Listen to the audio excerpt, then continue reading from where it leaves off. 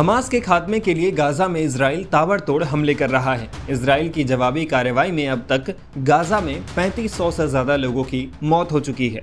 Israeli हमले की वजह से गाजा के आम लोगों को भी भारी नुकसान हो रहा है। कुछ दिनों पहले ही गाजा के एक हॉस्पिटल में धमाका हुआ था।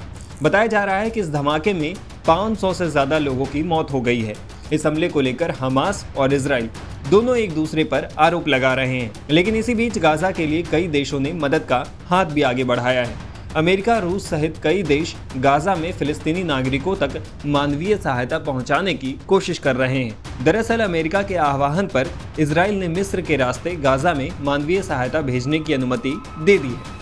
इसके बाद अमेरिकी राष्ट्रपति की तरफ से जानकारी दी गई कि उन्होंने गाजा और वेस्ट बैंक में मानवीय सहायता के लिए $100 मिलियन की घोषणा की है। वहीं रूस के विदेश मंत्रालय ने गाजा पट्टी में नागरिकों के लिए मिस्र से 27 टन मानवीय सहायता भेजी है। रूस ने कहा इस मदद में खास तौर पर खाद्य आपूर्ति, आटा, चीनी, चावल और पास्ता शामिल है। मिस्र का रेड क्रिसेंट सहायता का वितरण सुनिश्चित करेगा। बता दें कि इससे पहले रूसी राष्ट्रपति पुतिन ने इजराइल के पीएम बेंजामिन नेतन्याहू से फोन पर बात भी की थी।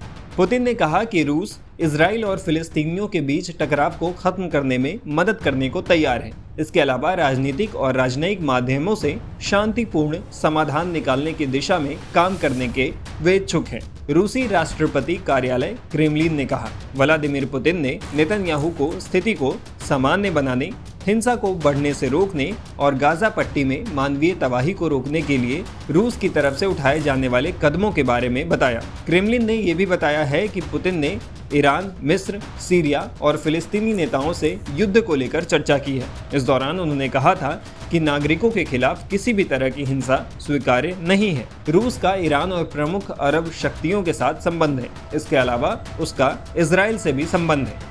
पुतिन ने बार बार कहा है कि इस तनाव के पीछे अमेरिका है।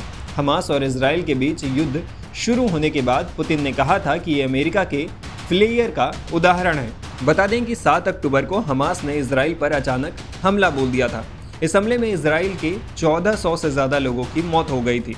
इसके अलावा हमास ने इजराइल से करीब 150 लोगों को बंदी भी बना लिया था। जवाबी कार्रवाई में इजराइल ने गाजा में ताबड़तोड़ हमले किए और कई इलाकों को मलबे में तब्दील कर दिया। टाइम्स नाउ भारत डिजिटल की रिपोर्ट।